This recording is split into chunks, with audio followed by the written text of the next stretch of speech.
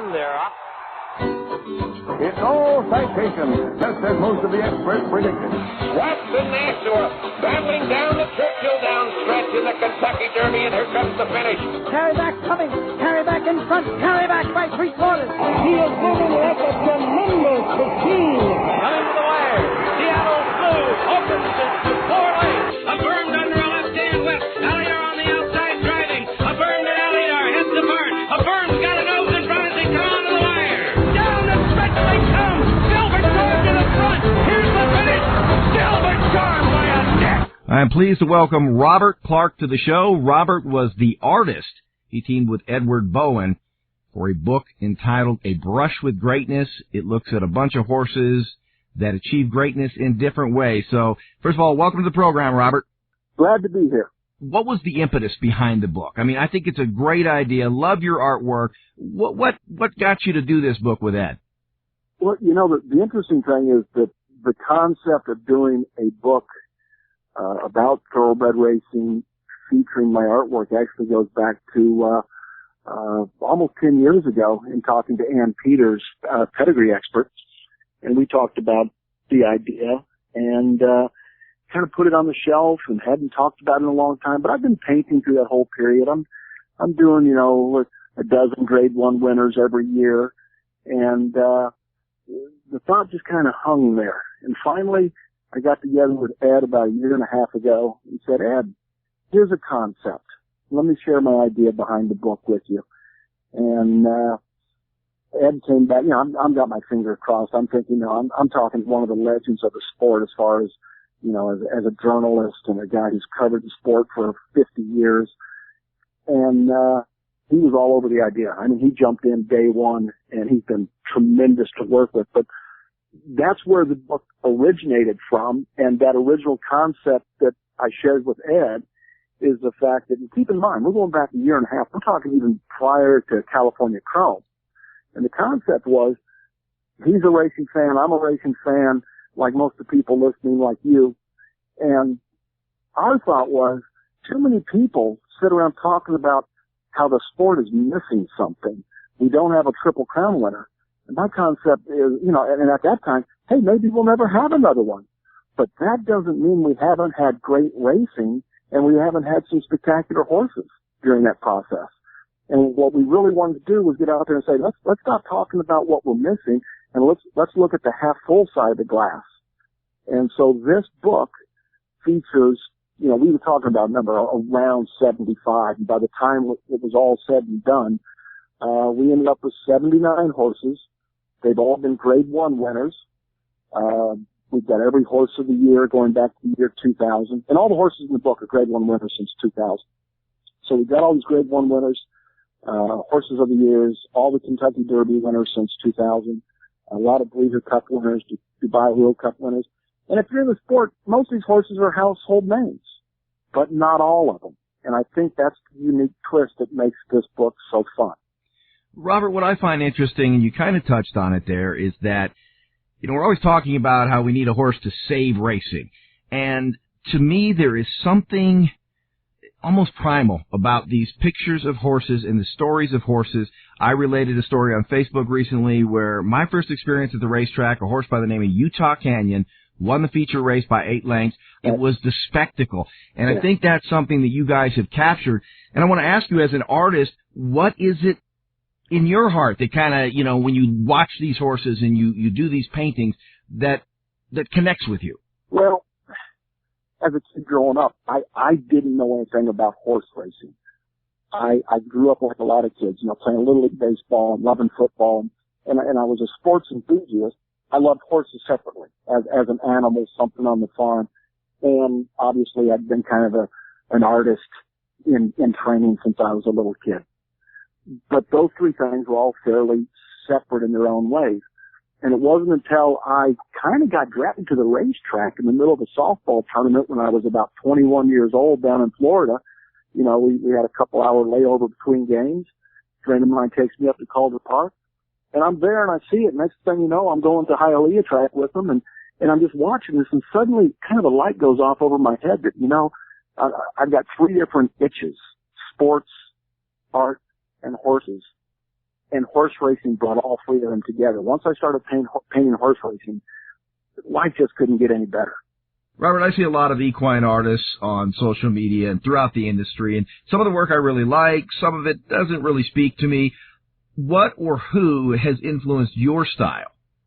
Well, number one, I know a lot of the other equine artists out there, and I like what I like, and I paint a way that I like.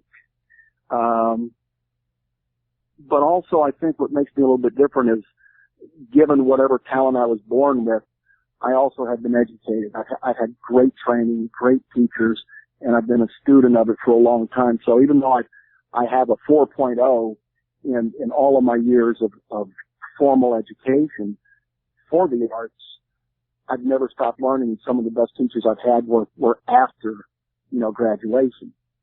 But I bring that very academic approach to the way that I paint horses. Now, part of that academic training was 4 years of drawing, taking a drawing class every semester. And candidly, I go to school on a scholarship. I get there and find out that we're going to have nude models as an incoming freshman. I'm like, okay, you can't get me to lead the art department. I'm in there for 4 years. And most people take drawing 1 semester, maybe 2 semesters. As long as I was in school, I'm taking a drawing class. And I think it's probably the strongest thing that I bring to the table, along with a sense of color. But also in that fine art training, I mean, we were splashing paint, we were throwing paint, we were doing all the Jackson Pollock, Rothko and Rauschenberg and all those kind of guys. I understand that. I can do that. My subject is horse racing. That's purely by choice, but my style is based a whole lot upon a lot of French Impressionism, a lot of drawing from the old masters, and candidly, a lot of understanding of color and modern techniques that if you put your nose up against my work, you might see some of the contemporary stuff going on in there. But all of that is really just combined to give me the most realistic image that I can, that's going to, again, scratch all those itches that I have and try to really give that sensation of being at that race. I guess that's what I really like. Sometimes the subject is so compelling you don't need to do much with it. It doesn't need to be, bigger than life, because there's something in that simplistic yet accurate portrayal that is moving. And I see that all the time on social media, people who watch horse racing. And it's why I've always said, if you want to market the sport, market the game, market these horses. And I think you guys are doing a great job with this. Also understand that some of the profits from this book are going to be donated to the Grayson Jockey Club Research Foundation. That is the foundation that Ed heads up. Tell me a little bit about that. Okay, number one, we really haven't talked enough about Edward Bowen on this thing. And this is a guy, and again, the first time I met him about 12 years ago, I went out of my way to cross paths with him just so I could meet him, because on my shelf 12 years ago was at least a dozen of the books that he had written. So I'm a fan of his. This is a guy, again, this comes out in the book, and we kind of stop and fast forward here for a second, and that is, we're doing a book and have no idea that there's going to be an American Fairway and Triple Crown. And we're supposed to have gone to press back around Kentucky Derby time. And, things happen. This happens, that happens. We don't get to press on time. Ed was responsible for writing all the scripts for the Eclipse Awards. So, there's 3 horses nominated in each category, and by the time you get through, he's writing scripts on about 120 different things for all these videos of the Eclipse Awards. Bumps us back a couple months. Next thing you know, it's the week of the Belmont, and we're about to go to press, and we all kind of look at each other and go, you know what? Maybe we better hold on here. The result of that is, when it's all said and done, I looked at Ed and I said, you know what? Me as a race fan, I want to hear from Ed Bowen what this Triple Crown means to you. And everything was written, the book's ready to go to press. We had 1 page, and it's an epilogue that Ed writes. And he talks about that he started at the Blood Horse in 1964. We're talking about when Northern Dancer wins the Kentucky Derby. By 1973, he's the editor of the Blood Horse and is the editor through the 3 Triple Crown winners in the 70s. So his point of view, and this is what I learned in reading his epilogue. And by the time you get through, I mean, I have goosebumps on his closing line of his epilogue. And that, to me, again, I start off by saying what an honor it is to work with Ed Bowen. But what American Pharoah does to this book of 79 horses is it is the exclamation point at the end. Mm-hmm. It was going to be a great, wonderful book, and suddenly the clouds part and the sun comes down, and we have an exclamation point to the book. Tell me, of all the horses that you guys profiled, what's the one that you think might surprise people the most and is possibly the most underrated on that list? Okay. This one is funny because I don't even have to think about this. It's a horse named Golden Ticket. Golden Ticket, his only win in a grade 1 is a tie. It's the dead heat of the Travers a couple of years back. Mm-hmm. Okay? Now, the one thing we haven't mentioned here is that when I brought this concept up to Ed, after he says yes, then I throw one more thing at him and said, Ed, I would like to put in this book a quote from each of the owners of the horses about their horse. And Ed's like, how are we going to do that? I mean, the only thing I can imagine is like, it's like Noah being asked to get the animals in the ark. And he's like, okay, but how are we going to get them in the ark? And that's what Ed's response was, well, yeah, I don't mind getting I don't mind having the quotes, but how are we going to get them? I'm like, Ed, I paid for most of these people. Getting them to talk about their horses is pretty easy. And he was like, okay. Well, through the course of that, Ed comes back to me about halfway through getting these quotes in, and he says, you know what? This has never been done before. He says, this is truly amazing to have all these owners participating in a book like this. And it really is phenomenal. But back to Golden Ticket. So we get the quote from Golden Ticket, a horse whose only grade 1 victory is a dead heat. And Carter Stewart out of Montana is the main owner on the horse. So we get the quote from Carter, and he tells the story of, he's in his jet on oil business heading to Texas, and they divert the plane to go up to Saratoga, because Kenny McPeak is called up and said, hey, you got to get up here for this race. And I go, okay, fine. And he tells his whole story, but in the end, he gets there and he talks about how they just tied Sheikh Mohammed in a race. And it's like, we're nobody. We're new to the sport. We can't even begin to match the financial wealth of a guy like Sheikh Mohammed. But we just tied. And only in horse racing can it happen. And it's just such a wonderful insight into that particular horse. And the painting that we use for that actually shows Alpha and Golden Ticket both coming down the stretch. But again, if you have to say which horse would people be surprised to see in here amongst horses that 2-time horse of the year like a Curlin or an American Pharoah or a California Chrome, the surprise would have to be Golden Ticket.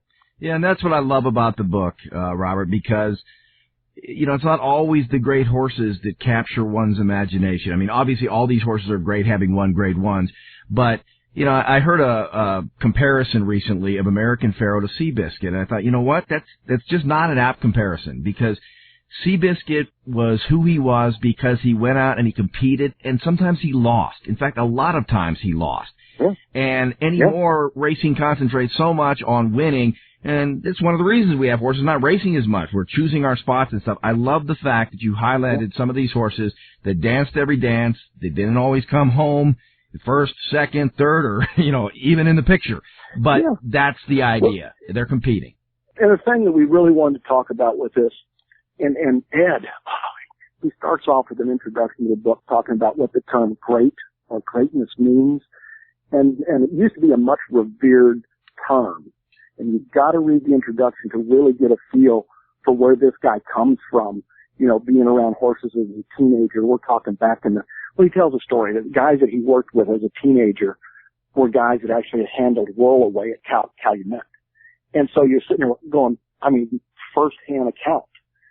And what a wonderful story of history. But he talks about the reverence for the term great and greatness. And it just sets the stage for that. And so Ed doesn't want to call any one of these horses great, but we'll talk about great moments. And he says, because we now have this system of graded stakes races and grade 1 races, then we're going to talk about horses that have achieved that level. And the point is, you get any one of the owners of any of the horses in this book, or any owner out there that's had a Grade 1 winner, and that moment in the winner's circle is like nothing else they can compare it to. Mm-hmm. And that's the excitement that we want the average fan to be able to tap into. And, you know, I'm gonna jump into a different story here, but maybe one that people might be able to relate to a little bit. And that is, I painted a couple horses for George Steinbrenner, who's not with us anymore, right? Mm-hmm. So who are we going to get a quote from? We go to his daughter, Jessica. And, you know, people have this image of Mr. Steinbrenner as being, you know, tough and gruff. And a lot of people will tell you that Jessica's got that same personality. So she says, yeah, we'll give you a quote. And I get the quote from her. And I have to tell you, it comes in and it's about Bellamy Road. And it talks about, the quote is something like this, where she says, whenever I'm having, you know, a down day or this or that, I'll put in the tape of Bellamy Road's win in the woods. When the announcer says my father's name as he crosses the finish line, all is right with the world. And I'm just like, didn't see that coming. It's so touchy-feely. And of course, it's just things like that even a guy like George Steinbrenner or his daughter or family, that moment in the winner's circle, again, it's hard to describe. And all we're trying to do here is give you that picture, help you relive some of those memories in full color, and then have Ed come in there. And I compare Ed to like the Walter Cronkite of racing, mm-hmm. a guy who's so respected. And anybody who knows him, when he goes to talk, you shut up and listen, because you're going to learn something. And so we got Ed playing that role, who's steady. His voice is the same, horse after horse after horse. And then we come in there and get quotes like the one I just gave you, and some of them are going to make you laugh. Some of them are going to make you tear up. And the big thing is the surprise from horse to horse. My fear was that we would get 75 quotes that said my horse was the greatest horse of all time. We didn't get that. Yeah. What we got were personal stories that go from when a horse was born in some cases to some particular race, or just a retrospective looking back on their career. But it was really interesting because I know most of these owners personally, and when I read their quotes, I can hear their voice just as if I was talking to them. Yeah, I tell you what, the epitome, I mean, Bellamy Road to me, that just sums it up. I mean, great performance in the wood. Let's talk about how people can get the book. I understand that you've got a book launching coming up on Saturday. Tell folks where that's at, how they can get the book, how they can get a hold of you and Ed. For most people out there, the best way to get the book is going to be to go to a website called abrushwithgreatness.us. Again, just spelled right out, abrushwithgreatness.us, like United States. And you can go there. Now, the event on Saturday is actually an event sponsored by Rude and Little, the vet company out of Lexington. It's going to be at the Kentucky Horse Park, and it's called Hats Off, which is kind of a little thank you back to the community. Last year, I believe they had over 10,000 people come through the gates for the Hats Off event. There'll be a book fair there from about 4 o'clock to 6 o'clock. There are other titles are going to be offered by their authors, and people can come out, take a look at the book. If they want one, they can get one there on the spot. Ed and I will both be there in the tent signing books on Saturday. Very good. My guest has been Robert Clark. He and Edward Bowen combined to write the book, paint the book, however you want to put it, produce the book, A Brush with Greatness. Thank you so much, Robert. Absolutely. Thank you, Jerry. That is all we've got time for. I want to thank my guest, Robert Clark. Also, all of you for listening. I hope you have a great wagering weekend. I'll talk to you again next week.